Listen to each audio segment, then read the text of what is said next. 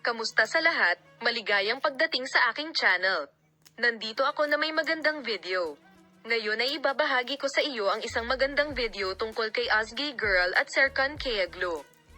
Bago lumipat sa aming video, huwag kalimutang mag-subscribe sa aming channel, i-like at ibahagi ang aking video, mga kaibigan. Sina Serkan Kayaglo at Girl, na itinuturing na isa sa mga sikat na mag-asawa ng Turkish television, ay gumawa ng isang pahayag kamakailan tungkol sa isang paksa na sinusundan ng media at kanilang mga tagahanga ng may pag-usisa. Malinaw niyang sinabi na nagpasya siyang huwag sumuko kina Serkan Kayaglo at Azgay Girl, sa kabila ng mga alingawngaw ng paghihiwalay ng interes sa kasal. Ang muling pagsasama ng mag-asawa, na magkasama sa mahabang panahon, sa Turkish TV series ay nagdala sa kanila sa isang espesyal na lugar sa mga mata ng madla. Gayunpaman, kamakailan lamang ay lumitaw ang mga ito sa mga paratang sa diborsyo.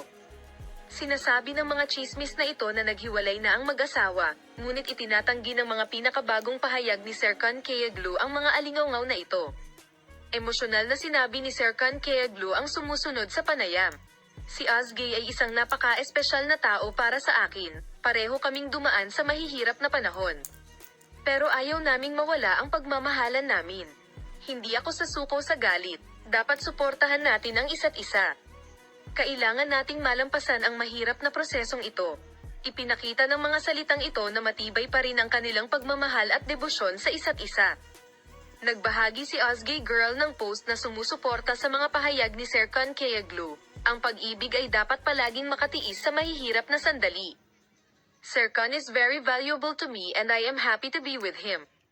Ang mga pahayag na ito ng mag-asawa ay lumikha ng malaking kagalakan sa kanilang mga tagahanga at ipinakita na determinado silang ipagpatuloy ang kanilang relasyon.